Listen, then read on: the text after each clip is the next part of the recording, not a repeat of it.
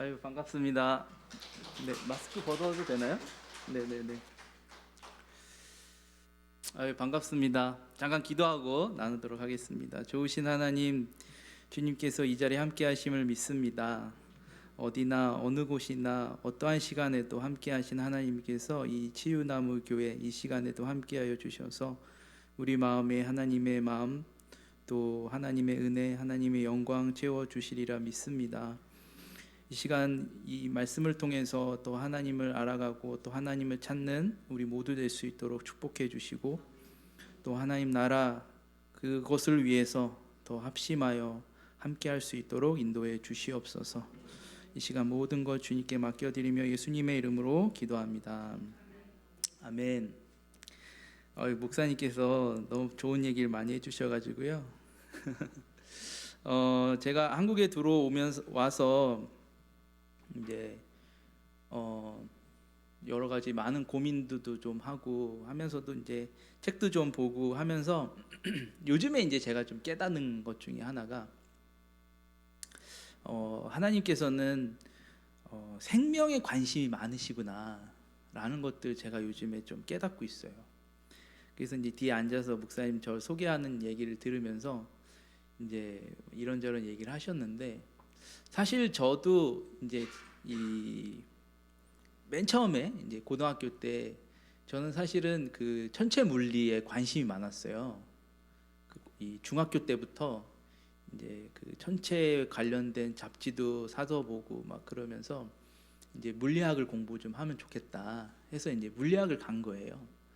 그래서 물리학과를 가서 선배들하고 이렇게 지내다 보니까 저희 학과 선배님들은 이렇게 그 당시에 한참 뜨거웠던 이 반도체 그런 연구소도 많이 가고, 요즘 이제 반도체를 많이 생산하는 회사로 가서 뭐 연봉도 많이 받고, 연말 되면 선배들이 와서 연봉을, 그러니까 이제 뭐죠? 보너스를 연봉만큼 받았다고 해서 막 쏘기도 하고 막 이런 걸 보면서 나도 좋은 직장에 가서 돈 많이 벌어서 잘 살아야겠다. 사실 그게 이제 저의 생각이었는데, 이제 그 해외 단기 선교를 한번 잘못 갔다가 거기서 이제 하나님의 뭐라 그럴까요? 부르심? 이제 청년들 단어로는 부르심, 어떤 비전 이런 것들을 이제 고민하면서 제가 이제 이 자리까지 오게 됐는데, 요즘에 제가 또 느끼는 건 뭐냐면, 하나님께서는 어떻게 보면 잘 되고 성공하는 것도 필요합니다.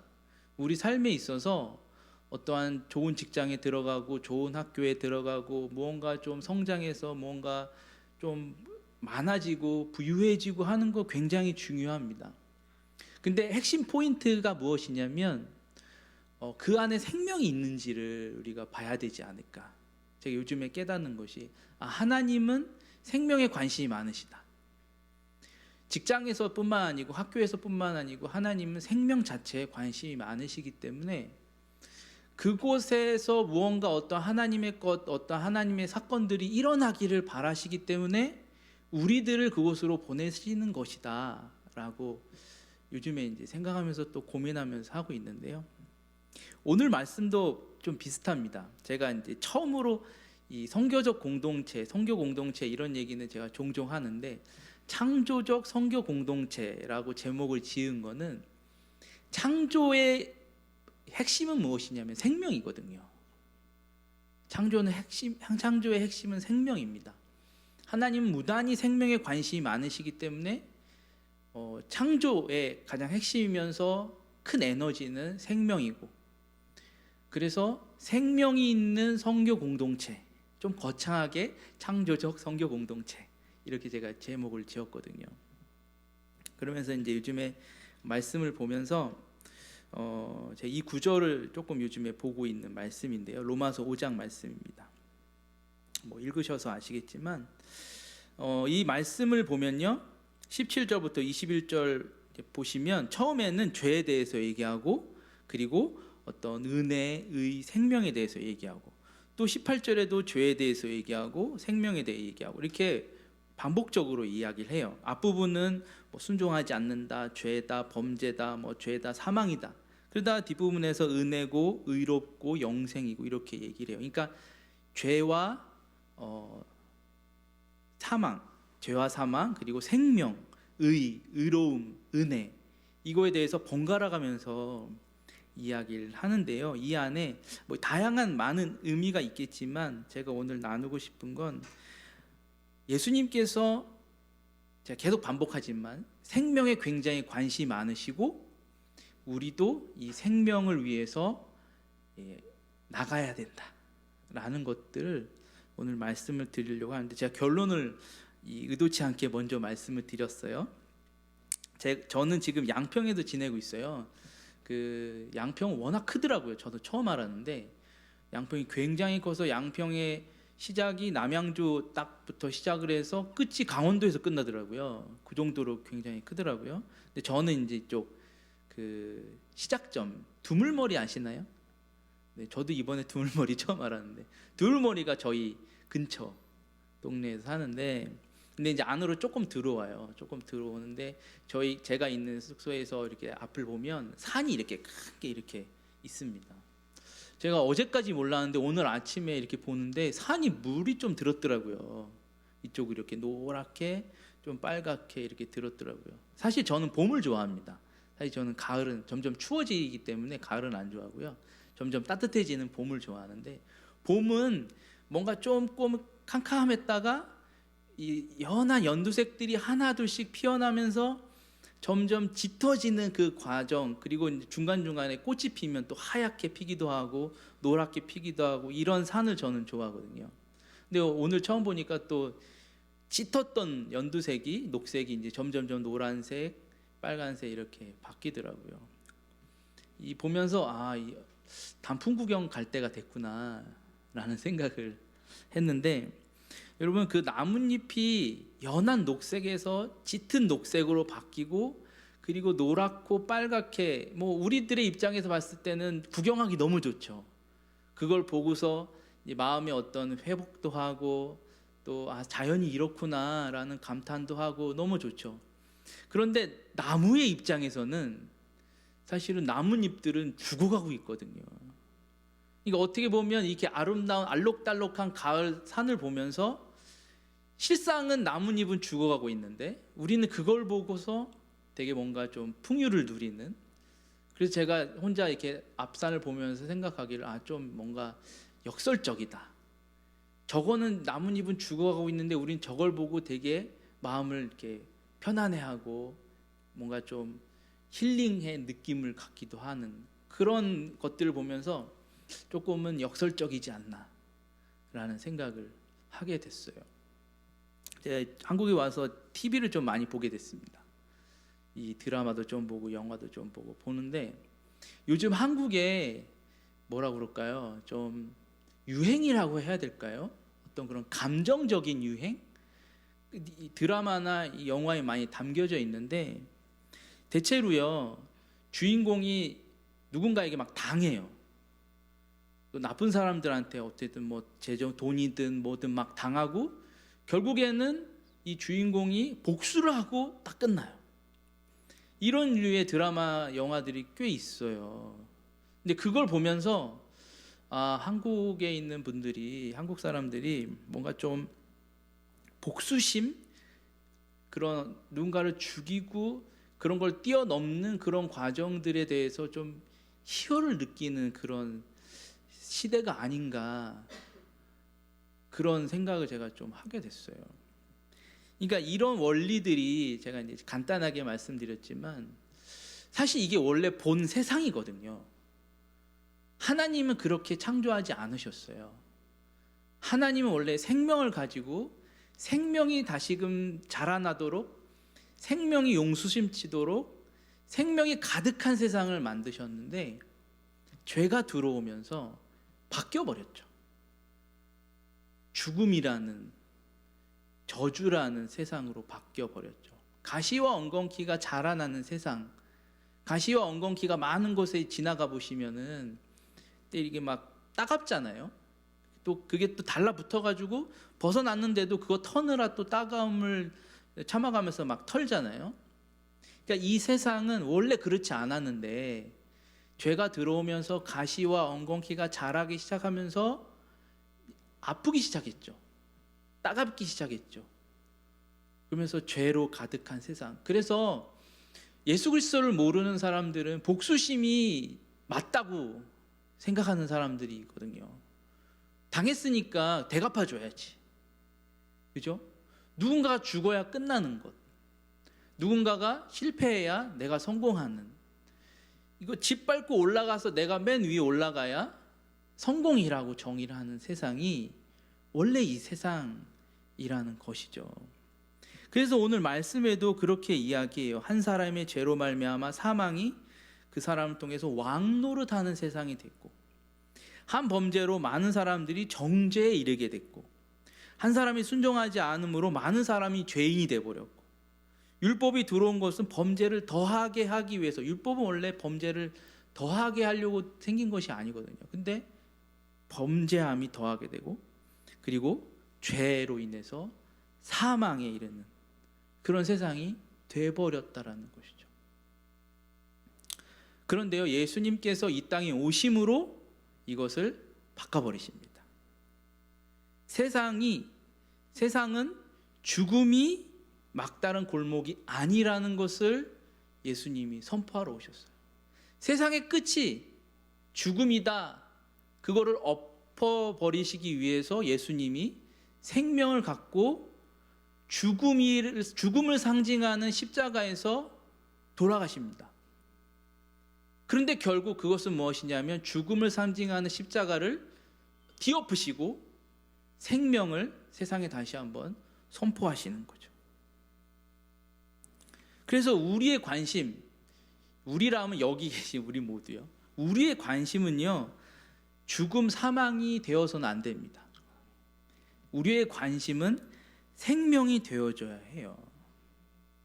목사님께서 저에게 이제 카톡으로 다음 세대에 관련한 어떤 쬐그만 이미지를 보내주셨는데, 우리가 다음 세대를 우리가 고민해야 되는 이유는 생명이 솟아나야 되기 때문에 그렇습니다.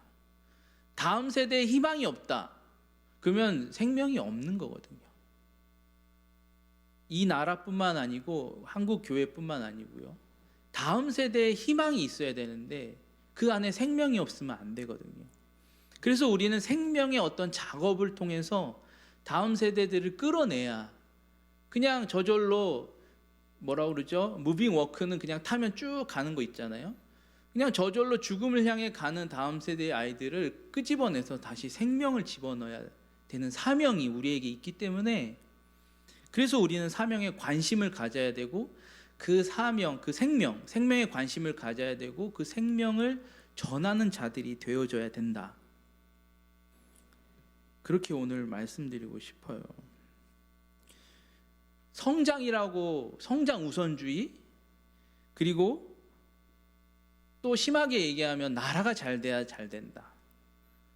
더 심하게 얘기하면 교회가 성장해야 다 잘 된다. 이건 아닌 것 같아요, 저는.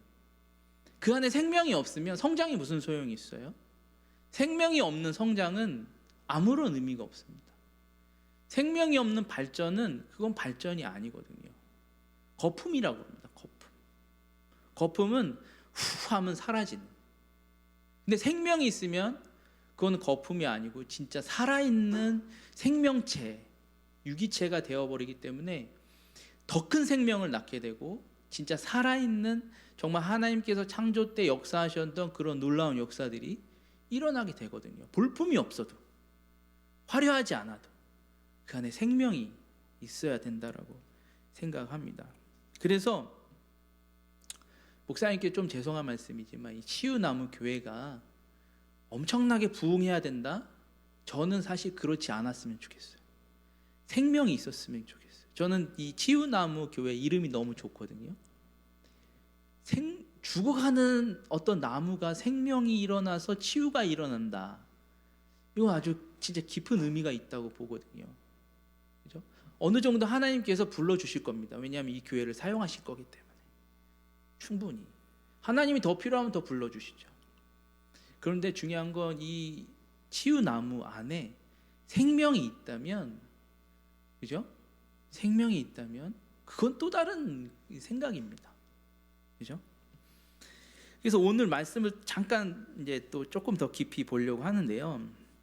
제가 17절부터 21절까지 보려고 합니다. 17절에 한 사람이 범죄로 말미암아 사망이 그 한 사람으로 통하여 왕노릇하였은즉 더욱 은혜와 의의 선물을 넘치게 받은 자들은 한 분 예수 그리스도를 통하여 생명 안에서 왕노릇하리로다.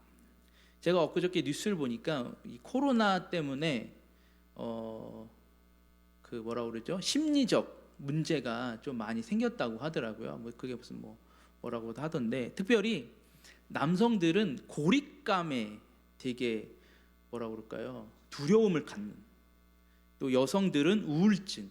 그러니까 남성들은 고립감, 여성들은 우울증, 뭐 비슷비슷한 것 같은데, 이런 심리적인 거에 되게 두려움을 갖게 되는 현상들이 일어났다고 얘기하더라고요. 어떻게 보면 이 죄로 가득한 세상에서 이런 고립감이나 우울증이나 어떻게 보면 답답함으로 막 몸부림치는 거 아닌가라는 저는 생각을 합니다. 원래 이 세상은 죄로 가득한, 엉겅퀴와 가시로 가득한 세상이었거든요. 그런데 이게 더 덮쳐버렸잖아요. 전염병이 덮쳐버리면서 뭔가 막 몸부림치려고 살아보려고 해서 표출된 것이 이런 심리적인 감정들이 막 터져버린 것이 아닐까. 인간은요, 어딘가에 갇히는 거를 되게 힘들어하잖아요. 그죠? 엘리베이터에 갇혀보세요. 뭐 곧 열리겠지.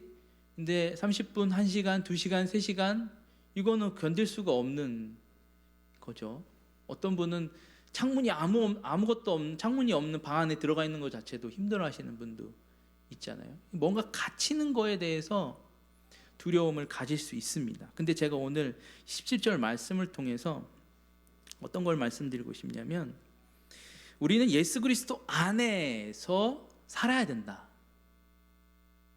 예수 그리스도 안에서 살아야 한다는 것은 예수 그리스도 안에서 우리가 고립되어져 버려야 한다라고 말씀드리고 싶어요. 세상 안에서 어떠한 공간에 고립되는 것은, 갇혀버리는 것은 정말 답답하고 힘든 일이지만, 우리는 예수 그리스도 안에 살아야 되거든요. 우리 발로 서 있는 곳은 세상이에요. 세상인데 예수 그리스도 안에 살려면, 세상이란 이 큰 덩어리 안에서 우리는 예수 그리스도라는 상자 안에 들어와야 예수 그리스도 안에 사는 거예요. 어차피 우리는 이 인생 자체는 세상에 살아야 되니까, 세상에 살되 예수 그리스도라는 이 박스 안에 우리가 들어가서 살자. 이게 예수 안에서 살자예요. 그래서 제가 오늘 말씀드리고 싶은 건, 은혜와 의의 선물을 넘치게 받은 자들, 그 자들은 예수 그리스도를 통하여 생명 안에서, 예수 그리스도 안에서 우리 왕노릇하며 살아보자.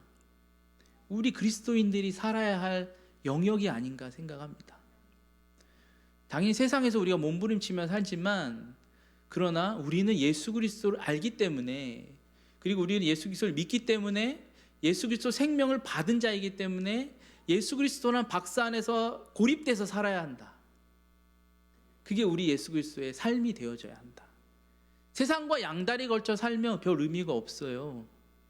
세상 사람들과 우리와 별반 차이가 없으면 의미가 없어요. 제가 한 2주 전에 책 한 권 읽었는데, 거기서 뭐라고 얘기했냐면, 제자가 아닌 그리스도인들이 너무 많다는 거예요. 교회 안에 제자가 아닌 그리스도. 그러니까 그리스도 안에 갇혀버린 그리스도인이 없다는 거예요.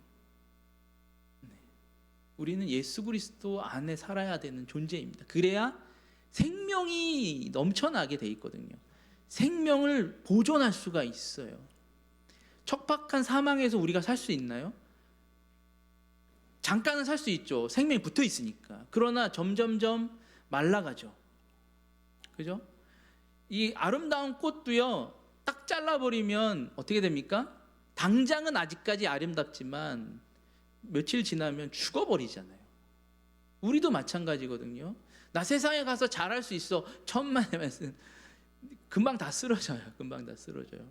세상의 그 엄청난 공격을 받아서 버티기가 쉽지 않거든요. 그러면 이 꺾여진 나무 이렇게 물에 탁 집어넣으면 다시 살아나듯이, 우리는 예수 그리스도 안에서 살아가야 하는 것이죠. 그래야 이 세상에서 예수 그리스도의 영향력을 발휘하면서 살아갈 수가 있다라는 것입니다. 그래서 세상에서 예수 그리스도 안에서 살아갈 자, 그것이 오늘 17절 말씀이고요. 18절은 그런즉 한 범죄로 많은 사람이 정죄에 이른 것 같이 한 의로운 행위로 말미암아 많은 사람들이 의롭다 하심을 받아 생명에 이르렀다. 미얀마는요 조금 가난해요. 가난하다 보니까 의료시설이 너무 안 좋아요. 제가 너무 안타까운 건 뭐였냐면 신장이죠. 신장 2개 있잖아요. 신장 때문에 죽는 사람이 너무 많아요. 물이 안 좋으니까. 기름 많이 먹고 짠 거 많이 먹고. 그러니까요. 신장이 안 좋아요. 한국에서 신장 때문에 죽는 사람 흔치 않죠. 흔치 않잖아요. 하다못해 투석을 받든지 아니면은 신장 이식 하잖아요. 제가 아는 선교사님도 신장 이식을 하신 분이 계신데 신장 이식 하시니까 다시 새 사람이 되셨더라고요. 정말 전혀 그 전에는 얼굴도 좀 시커멓고 팔다리도 막 붓고 이러셨는데 신장 이식을 큰 아들이 딱 하나를 줘가지고 신장 이식 하셨는데 완전 새 사람이 얼굴도 뽀얗고 되셨더라고요. 근데 미얀마 신장이 안 좋아서 저희 신학교에 와서 가르치던 선생님이 어느 날 괜찮으셨거든요. 졸업식 때까지 오셔서 사회도 보셨던 분이 일주일 지났는데 병원에 계시다고. 그래서 제가 가보니까 신장이 안 좋아서 왔대요. 그래서 이제 이야기하고 나와서 한 일주일 지나니까 위급하대요. 그래서 제가 또 갔더니 진짜 위급하게 제 경험상 봤을 때 돌아가실 것처럼 누워 계시더라고요. 그래서 왜 이렇게 됐냐 그랬더니 신장을 치료를 못해서. 그러면 투석을 하든지 정 안 되면 이식을 하든지 방법이 없냐? 그랬더니 투석기가 없는 거예요. 병원에 투석기 많이 없습니다. 거의 없습니다. 제가 한 번도 못 봤어요. 신장 이식은 너무 위중해서 못 한다는 거예요. 그래서 이틀 뒤에 돌아가셨어요. 신장이 안 좋아서. 근데 저희 집사님 한 분도 저희 교회에 굉장히 오래되신 집사님이신데 그분도 하루아침에 병원에 가셨다고 소변이 안 나와서 병원 갔는데 2, 3주 후에 돌아가셨어요. 신장이 안 좋아서. 한국은 그렇지 않잖아요.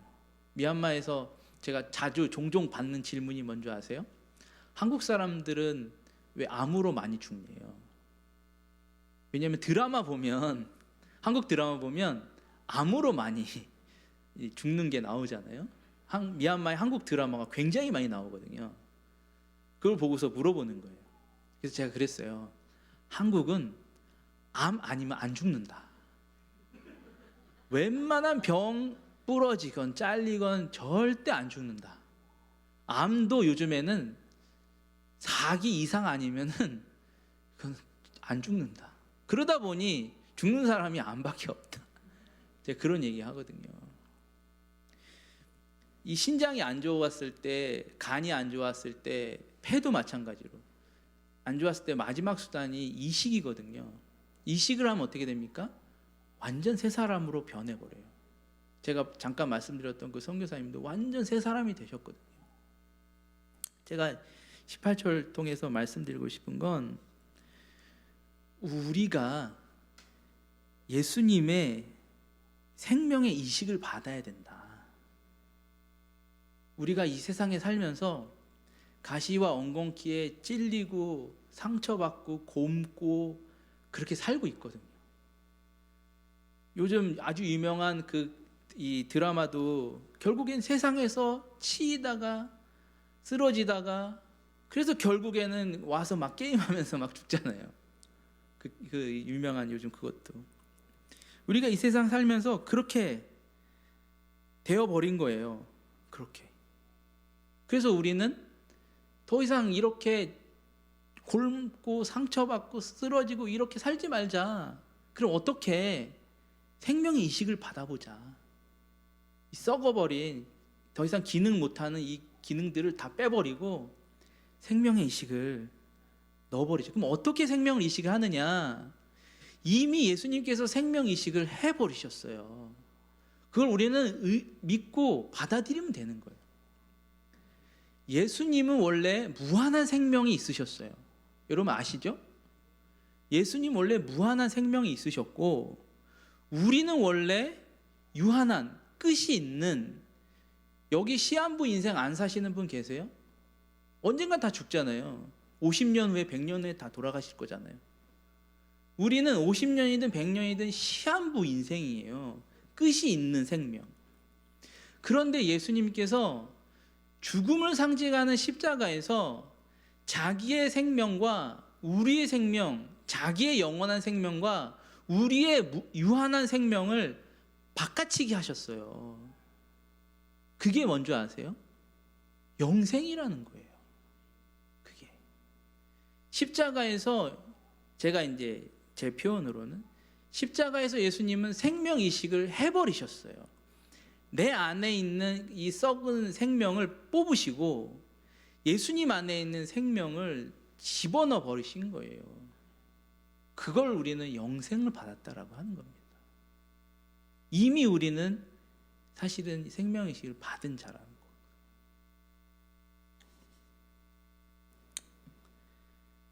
그래서 우리는 원래 생명이 있는 사람들입니다. 생명이 있는 사람들. 그동안 몰랐던 거죠. 세상에 치이다 보니, 세상에 막 쪼들리다 보니. 그래서 예수 그리스도 안에 들어오셔야 되는 거예요. 그래야 이 생명이, 아, 나한테 생명이 있었구나, 그리고 이 생명으로 나는 계속 뻗어나갈 수 있었구나 라는 것들을 우리가 몰랐던 거예요. 그래서 우리는 항상 나약했고 부정하고 비난하고 막 그렇게 살았던 거죠. 이제는 그러면 안 됩니다. 이제는 예수님의 그 영원한 생명이 누가 되지 않도록 영원한 생명을 가진 자답게 우리는 살아야 한다는 것이죠. 세 번째는요, 19절하고 20절 말씀인데, 한 사람이 순종하지 아니함으로 많은 사람이 죄인 된 것 같이 한 사람이 순종하심으로 많은 사람이 의인 됐다. 율법이 들어온 것은 범죄를 더하게 하려 함이라. 그러나 죄가 더한 곳에 은혜가 더욱 넘쳐났다. 갈라디아서를 보면요, 갈라디아서 안에 좀 갈등이 있거든요. 어떤 갈등이 있냐면 기독교 유대인과 기독교 헬라인들이 공존하는 공간에서 같이 지내요. 그게 이제 어떻게 보면 초대교회 공동체 모습이, 기독교, 원래 유대인이었지만 예수 그리스도를 믿음으로 기독교 유대인이 된 사람, 원래 이방인 헬라인이었지만 예수님을 믿으면서 기독교 헬라인이 된 사람이 공동체를 모이면서 살아요. 그런데 밖에서 유대인들이 보니까 쟤네들이 너무 잘 지내는 거죠.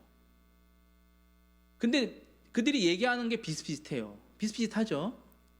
그래서 유대인들이 이렇게 얘기합니다. 우리한테 더 좋은 복음이 있다. 더 좋은 복음이 있다. 그러면서 복음에 대해서 얘기하는데, 그게 어떤 복음이냐면 율법, 유대인들이 너무 잘 아는 율법, 행위로서 의인이 되는 그런 율법을 막 전해요. 그러니까 이게 이제 문제가 생기는 거죠. 그걸 들은 사람들이 믿음으로써 막 열심히 살다가, 뭔가 행동으로 보여주는 그런 믿음이 있다, 뭐 있다 하냐 보니까 그거에 점점 빠져버리는 거예요. 그래서 그 모습을 본 바울이 이제 이야기합니다. 그러면 안 된다고. 그러면서 율법을 다시 정리합니다. 어떻게 정리하냐면 율법엔 두 가지가 있다고 얘기해요. 아브라함의 율법과 모세의 율법. 아브라함, 창세기에 나오는 아브라함은 믿음으로 의인이 되는 그 율법입니다. 믿음으로 의인이 되는 이 율법이 예수님이 많이 얘기하신 율법이에요. 근데 하나님께서 시내산에서 모세 율법을 주시죠.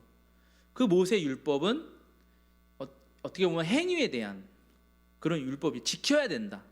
법은 지켜야 된다. 그래야 뭐 거룩한 사람이 될 수 있다. 하나의 백성이 될 수 있다. 주의 의지는 이겁니다. 근데 행위의 율법, 그 모세의 율법을 보면 이것이 죄고 이것이 죄가 아닌가를 알 수가 있어요. 그래서 이 율법으로 죄인 걸 알게 된다라고 얘기하는 거거든요.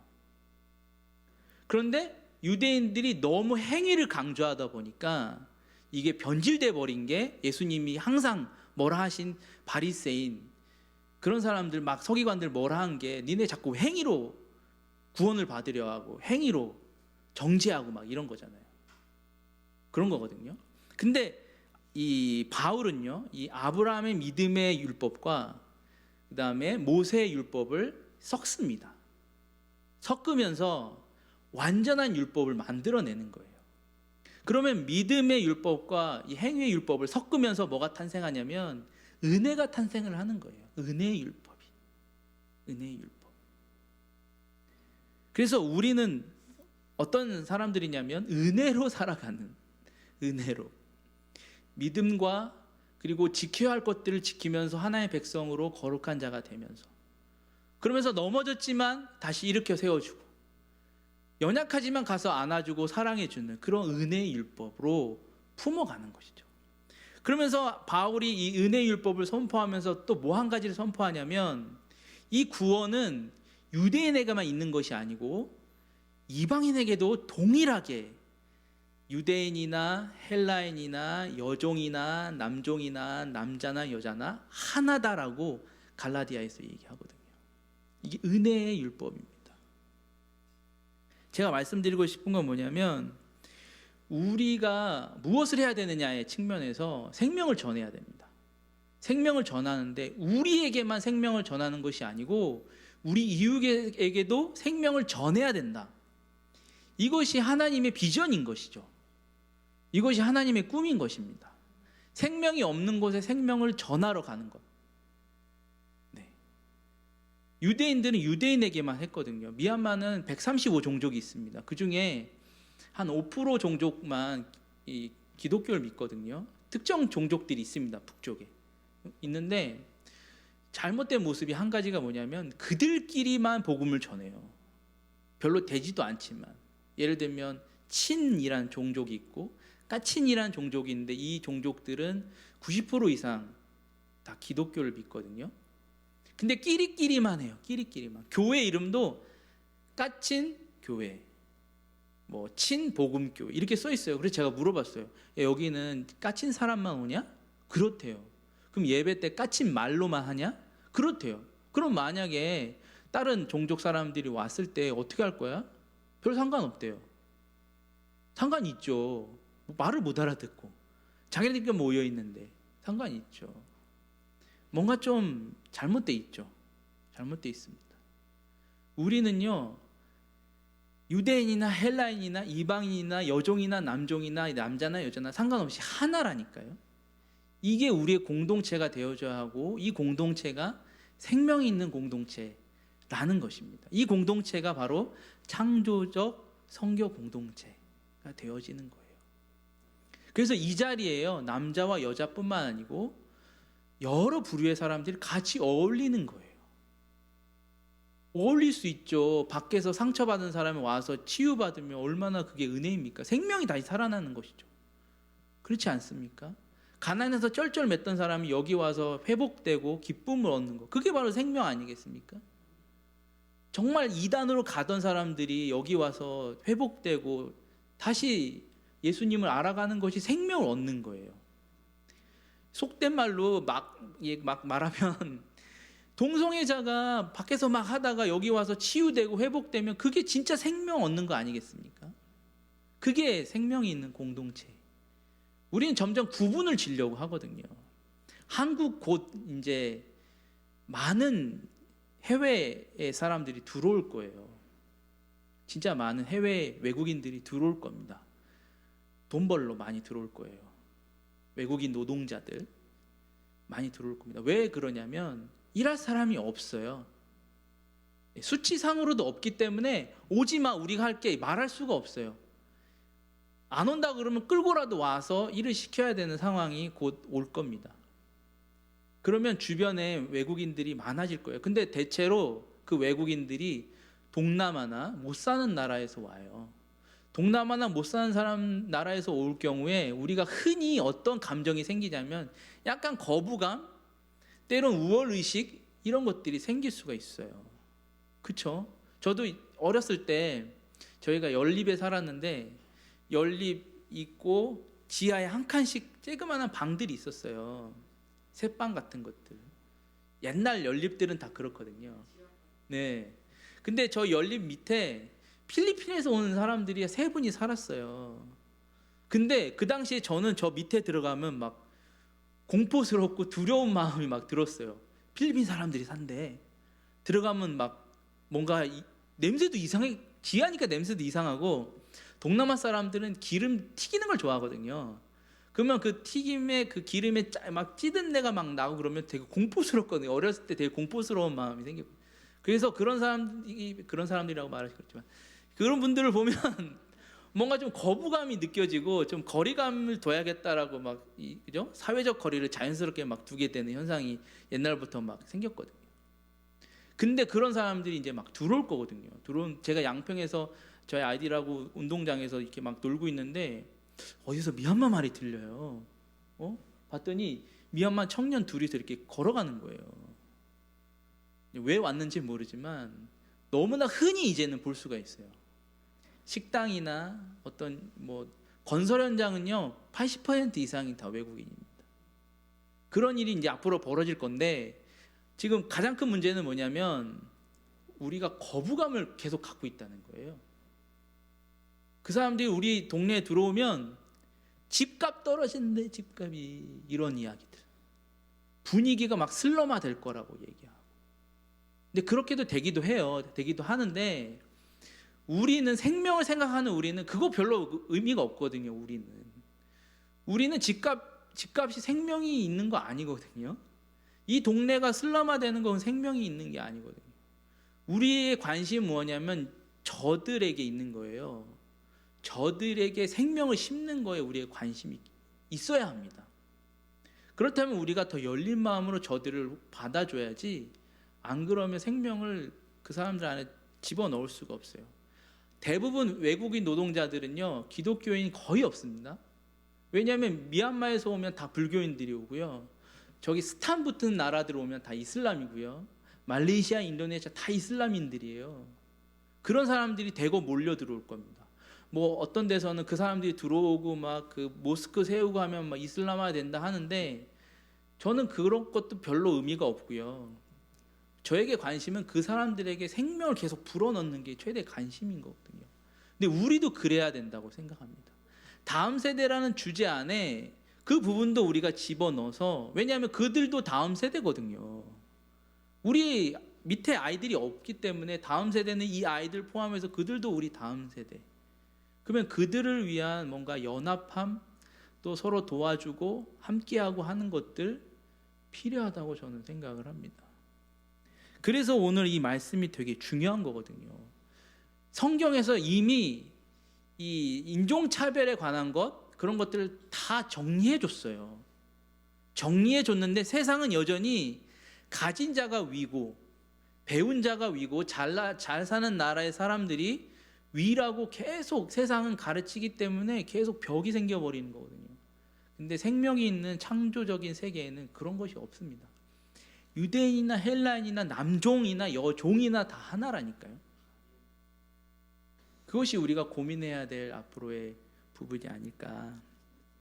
마지막으로는요 21절입니다. 이는 죄가 사망 안에서 왕노릇 한 것 같이 은혜도 또한 의로 말미암아 왕노릇하여 우리 주 예수 그리스도 말미암아 영생에 이르게 함이라.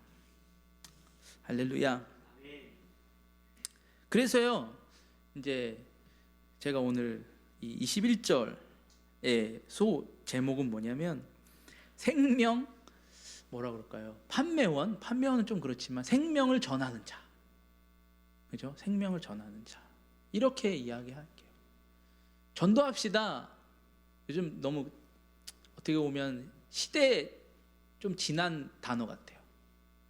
예수천국 불신지옥, 이거는 세대가 안 맞는 말씀인 것 같아요.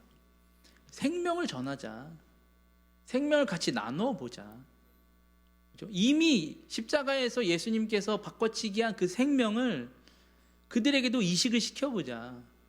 죽어가는 저 영혼들 살리려면 이식해야 되잖아요. 썩은 장기를 바꿔치기 해줘야 되잖아요. 그러면 우리 생명의 이식을 우리가 한번 해보자.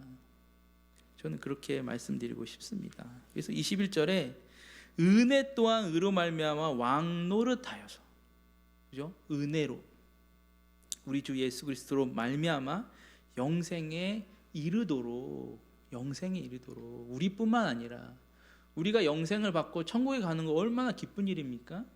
그죠? 하늘의 천군 천사가 우리의 입성을 얼마나 기뻐합니까?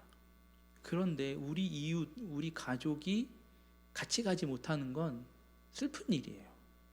슬픈 일입니다. 그러면 생명을 이식해서 같이 가자. 같이 가보자. 오늘 이렇게 말씀을 전해드립니다. 제가 미얀마에 왔기 때문에 미얀마 얘기를 조금 하면, 미얀마가 코로나 때문에 많이 좋지 않았지만 2월 1일 날 시작된 그 쿠데타로 인해서 나라가 거의 끝나버렸어요. 미얀마 분위기 굉장히 좋았습니다. 전 세계에 마지막 남은 블루오션 땅이라 해가지고 미얀마로 웬만한 다국적 기업은 들어오려고 엄청 노력을 많이 했고, 뭐 우리가 흔히 아는 KFC나 그다음에 뭐 그런 유명한 것들 있죠. 그런 기업들이 막 들어와서 생기기 시작했어요. 2, 3년 얼마 안 됐습니다. 분위기 되게 좋았어요. 민주주의 되고 연평균 7%, 8% 경제 성장이 막 이루어지는, 굉장히 괜찮았습니다. 외국인들이 수도 없이 매일 한국에서 항공이 있었으니까요. 굉장히 분위기 좋았어요. 그리고 한국 노무현 대통령 오셔가지고 공단까지 아예 사인 다 하고, 그리고 그 공단에 한 200여 개의 기업이 들어올 거라고 사인까지 다 했고, LG에서 다리 짓고 있었어요. 미얀마 양곤에 큰 강이 있는데 양곤강이라고, 거기가 한 2km, 3km 되거든요. 그거를 무상으로 우정의 다리 해가지고 지어주고 막 이랬는데 2월 1일부터 미얀마는 끝나버렸어요. 다국적 기업들이 다 나가버렸어요. 다 철수하고, 그냥 잠깐 나가지 그게 아니고 그냥 서류 다 찍고 언제 회복될지 모르는 그런 나라 돼버렸어요. 외국인들은 한 20년 뒤로 갔다라고 이야기하거든요. 요즘 뉴스 보면은 뭐 계속 그래요. 별로 희망이 보이지 않는 그런 땅입니다. 근데 하나님은요, 이런 전쟁이나 내전이나 아픔이나 이런 것들도 이용하십니다. 하나님께서 이스라엘 백성 포로로 보내셨을 때 대부분의 이스라엘 유다 사람들은 실패다, 끝났다, 우리 이제는 없다, 다들 그렇게 비난하고 저주하고 그랬거든요. 근데 하나님은 그걸 통해서 지금 이 순간을 만드셨어요. 그렇게 흩어지지 않았으면 전 세계에 교회가 세워지지 않았을 거예요. 하나님의 흩어트림, 조금 어려운 말로 파종이라고 하거든요. 내가 가겠다 해서 가는 건 파송이고, 하나님이 강제로 밀어붙이는 건 파종이거든요. 하나님이 그렇게 파종시켜 버리셨기 때문에 예루살렘에서만 뿐만 아니고 바벨론, 심지어는 인도의 도마가 인도에서 죽거든요. 인도, 저 마게도니아, 저 유라시아, 아프리카까지 선교가, 복음이 전해지기 시작하는 거거든요. 그래서 미얀마에도 희망이 있다라고 말씀드리고 싶습니다. 이렇게 코로나 때문에, 쿠데타 때문에 막 어렵고 막 이런 일이 있었는데, 그래도 지금 신학교 열었거든요. 10월 첫째 주에 열어서 몇 명 오겠나 했는데 지금 한 44명 정도 와 있어요. 저희가 원래 한 80명 정도 오거든요. 저희는 뭐 한 2, 30명 오겠지 했는데 44명, 3명이 중간에 도망갔대요. 44명 됐는데, 이것도 하나님의 뜻이라고 생각합니다. 주위에 동사무소하고 경찰서가 다 허락해 줬어요. 지금 미얀마 국공립학교는 다 문 닫았거든요. 대학도 문 닫고. 근데 이 신학교를 하겠다고 했더니 하라고 해서 전국에서 44명이 와 있는데, 잘 모르겠습니다. 하나님의 뜻 아니면 어떻게 설명할 수 있겠어요?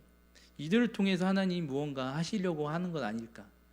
이들을 통해서 무언가 미얀마뿐만 아니고 전 세계에 하나님의 어떠한 생명 심는 작업을 하지 않을까? 그냥 그러한 기대감으로 기도하고 있습니다. 어떻게 하나님이 이루실지는 나중에 가봐야 알지만, 지금 신학교 잘 운영되어지도록, 코로나도 더 안 오고 또 정치적인 상황, 아직도 양곤에는 하루에도 대여섯 건의 폭탄도 터지고요. 막 그러지만 그래도 안정적으로, 또 선생님들이 되게, 저희는 다 미얀마 선생님들이 가르쳐요. 제가 여기 와 있어서 제가 이제 못 가르치고 이제 다른 일을 못 하는 건데, 미얀마 선생님들이 다 와서 가르치는데, 선생님들이 못 오면 또 큰일 나거든요. 시위하고 그러면 또 길이 막혔다고 못 오고 막 그래요. 선생님들도 잘 와서 잘 가르치고, 또 저희 교회도 있습니다. 양곤 순복음 교회라고. 교회도 잘 운영되어져서 하나님이 쓰임 받는 교회 될 수 있도록 그렇게 기도해 주시기를 부탁드립니다. 네, 이 시간 같이 오늘 말씀 가지고 기도하겠습니다. 우리의 관심은 생명에 있어야 됩니다. 썩어지는 것에 관심 갖지 마시고, 정말 생명이 살아나고 생명이 음돋으치고 생명으로 인해서 세상이 다시금 하나님이 창조하신 세상 되어질 수 있도록, 우리 가정에도 생명이 솟아나고, 내가 다니는 직장, 사업장 이런 곳에서 생명이 솟아나고, 우리 아들, 또 우리 자녀들, 우리 가족들 안에서도 생명이 솟아날 수 있도록, 그런 생명을 전하는 자 될 수 있도록, 생명에 관심을 갖고 하나님 사역에 동참할 수 있도록, 또 이 치유나무 교회, 생명이 있어서 치유가 일어나는 교회 되어질 수 있도록 우리 주님의 이름 세 번 부르고 같이 기도하겠습니다.